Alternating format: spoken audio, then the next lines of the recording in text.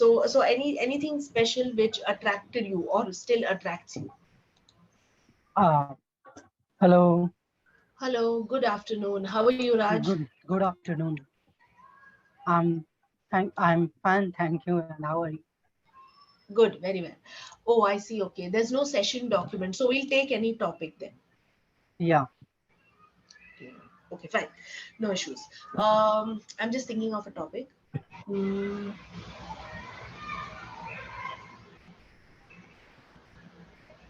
Okay. All right. So I just got this topic. I don't know if you wish to change, it's fine. Museums. museums. Yeah. Is it fine? Yeah, okay, it is fine. Okay. All right. Great. Perfect. Let's start out. So I think so. Recently, I mean, just to share with you, recently I went to this not museum, but I went to this film set in Katraj. It's I think ND Studios or something, and we got to see these film sets of Karodpati, Kaun Banega Karodpati. It was a dummy set, not an actual set, but Okay, yeah, but we got to see all of these film sets, like where they do shooting, and I think some shooting of some Marathi film also was going on over there. So we got to see all of these sets and how they build it, and how they keep all the props and everything. It was really very interesting how they make statues and they make all the palaces and the sets and everything. So coming to this topic of museums and sets and all, culturally, how important are museums? Which much importance actually is not given to them, but culturally, how important are museums with the kind of things that are kept? If an outsider, if a foreigner is coming to India or something, and they or a person from another state is coming to visit your state and they go to the museum, like if you come to Maharashtra, you will see a lot of the Peshwas, they fought. So you'll see a lot of their weapons that they used for a war. So so on and so forth. So what are your thoughts about it?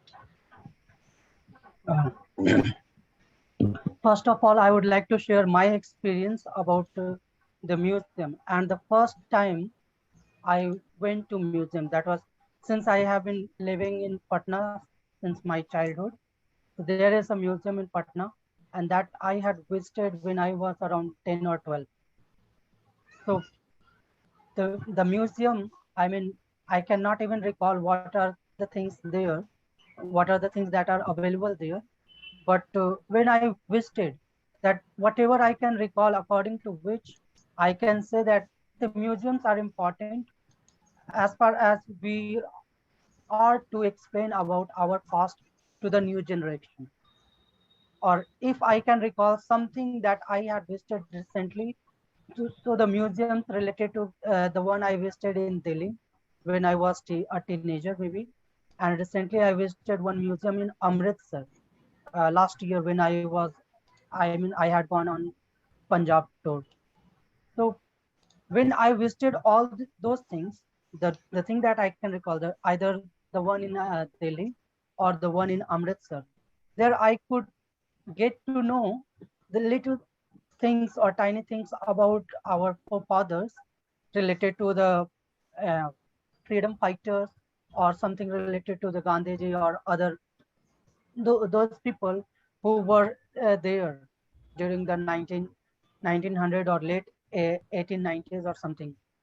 So whenever I get to know all these things, there is one question that is comes to my mind, that how history is important. No? So if we think in that context, the history is important for us because we get to know our roots, that where we have come from and what kind of improvement have we made. And the another thing that we can come to know is also related to what kind of mistakes related to war and all those things that had happened in history, what we can learn from them, and how can we improve on them, so that our future should be brighter than what we are enjoying today. We should leave a better legacy for our next generation. So all these things are important. And when, if I come to actual question, the museum and the things that are kept in museum, I mean, if we think that we do not have any kind of that sort of a structure, then where would we keep all those things? Because those things are important. we can depict various things to our next generation, or whenever we say next generation, even if we are thinking about or we are enjoying all those things, so we are the next generation of the previous era. So in that context, museum is really important. Yes, absolutely. Do you, in as a child, I remember as a child we were taken to museums, and we were taught a lot because it was like an educational trip for us, right? So I enjoyed going to museums, and I was very fascinated. Of course, I didn't understand much, and according to me, I remember one thing that I kept seeing in museums are dinosaurs, Yeah, right. the skeleton of a dinosaur. Then you know Yeah, that, right. okay, it's a Right. museum.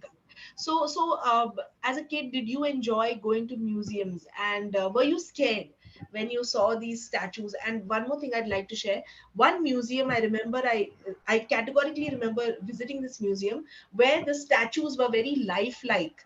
So we didn't know, we bought a ticket and we just entered, and it was a village scene, and we just thought actually that somebody is standing there, and we were about to go and talk to them, and then we realized that no, these are the statues.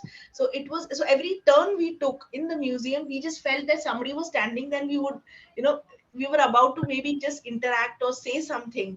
So it was that lifelike image which was uh, very fascinating. I don't remember the place and which museum, of course I was very tiny, but yeah, I categorically remember this. So anything special which attracted you or still attracts you?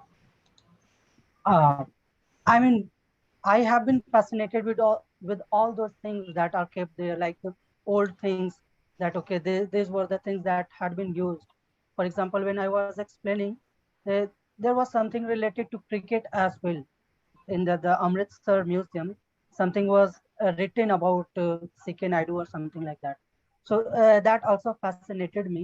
But the first thing that I can experience, something like horrible things that I had experienced, I recalled as a child, or maybe 8 or 10 year old, whenever I had visited the museum for the first time.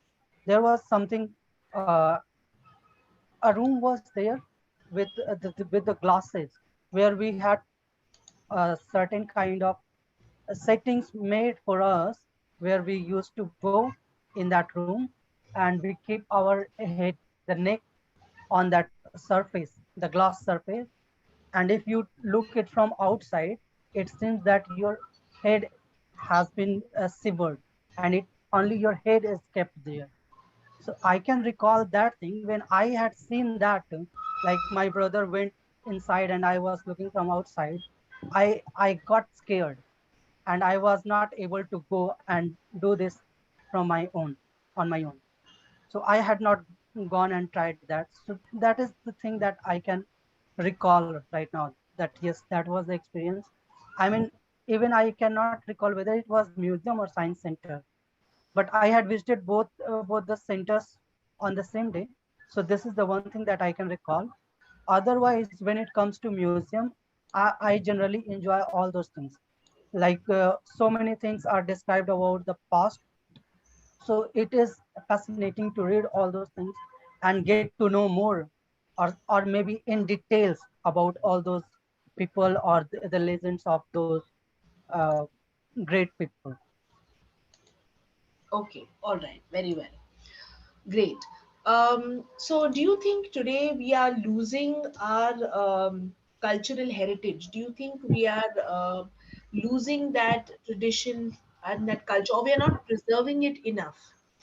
And what can we do to preserve it a lot more?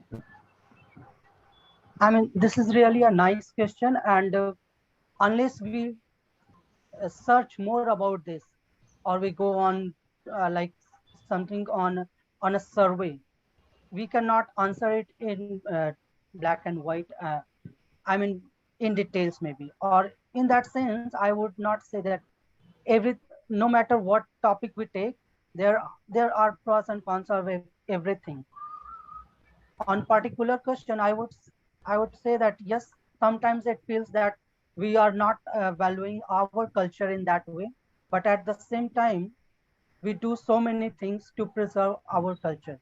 So I would not say that we are in danger or something like that, that if we don't do something, then our culture will be vanished and we won't be able to preserve our for our next generation.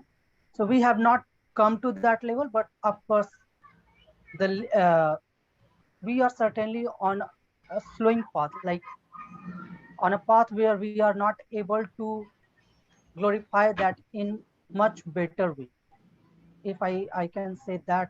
I mean, we should think more about that.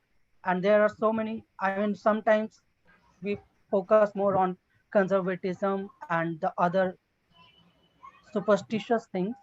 Instead of all those things, we should focus on the good thing more often. Yes. Okay. All right. Fair enough. Um, what are some of the changes that you would like to bring about in terms of our in terms of the way we practice our culture, in terms of maybe um, being connected to it? I mean, is there, are there any changes, are there any suggestions that you would like to give? uh, Once again, I would like to say the same thing, that I mean, when it comes to all those things, I think that it depends on the people or the person. It differs from person to person. Whatever they think and whichever way they want to live, they should do it, unless they are not harming anyone. So in that sense, if I say on a personal level, we do not have to do anything else. But if as a government we see that something can be done, then we have to preserve all those things, that those who are interested in knowing all those things, they could get at least a chance to explore all those things.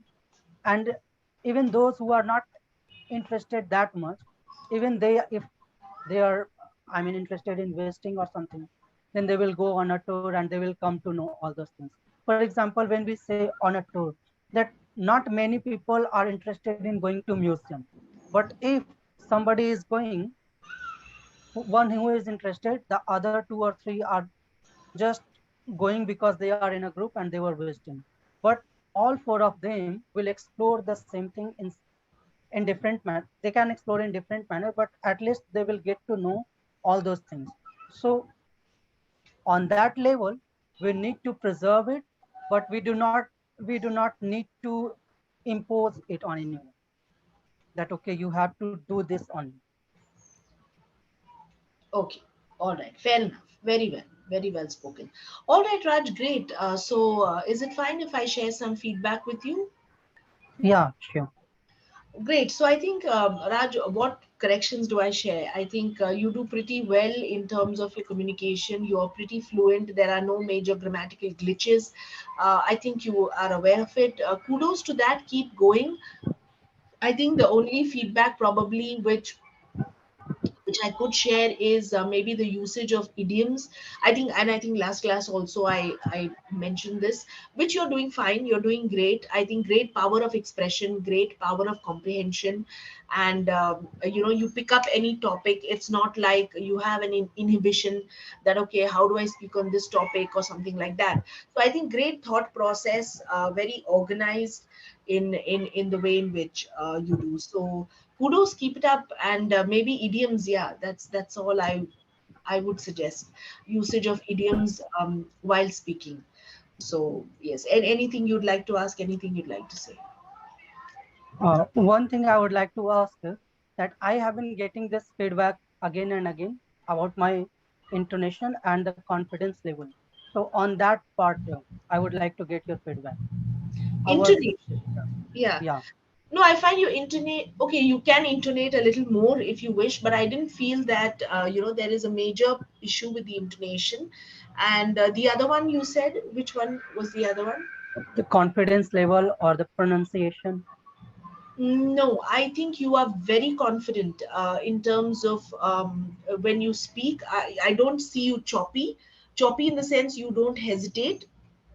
be it topic Okay. wise, and be it if I ask you a question, it's not like you'll take time to comprehend it. So you comprehend it, you listen to it, you understand exactly what the question is, and then you have your points ready, which is superb, which is great. So I, for me, I won't say there are issues with confidence level. Intonation, if you want to be if you want to make it a little more distinct, yes, you can. So intonation is what? It's nothing but the rise and fall of your voice. Yeah. You know, yeah. So giving a syllable stress in order to stress on something, like really, I know this very well. So that is intonation. Yeah. Right. I stressed very firmly on the word no.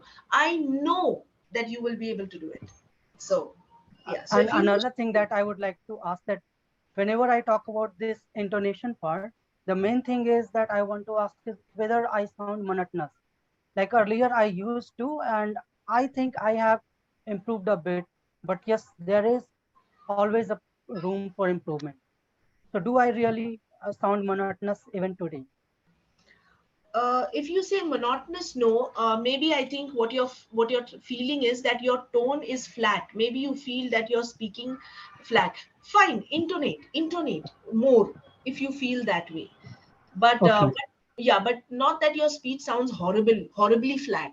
It's not that. Okay. Yeah, Okay. but yeah, I understood what you said. I understood what you're asking. So what you do is intonate a little more. Keep practicing on the intonation, and then you will feel that your speech is a little bouncy. So it's not. Okay. Yeah. Great. Thank you. No. All right, As Raj. yeah, Tell me. as always, it was lovely talking to you. Same here. Bye for Same here. now. See you Bye for in now. another session. Yeah. Absolutely. Absolutely. Cheers. Bye bye.